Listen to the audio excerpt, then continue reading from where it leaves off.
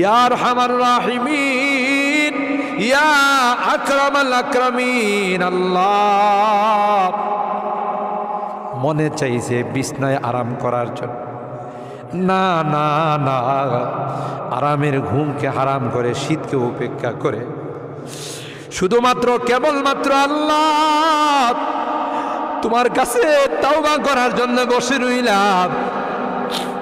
আমাদের গুনার কারণে যদি জাহান্নামে দিয়ে দাও, কে বাঁচাবে? কে আমাদেরকে জাহান্নাম থেকে রক্ষা করবে?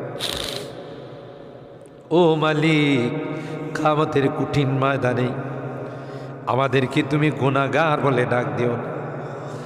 ইয়া আল্লাহ, কোরআনের মধ্যে আসে জাহান্নামীরা জাহান্নামের আযাব সহ্য করতে না পাইরা করুতি মিনতির সাথে, কাকুতি মিনতির সাথে বলবি, ইয়া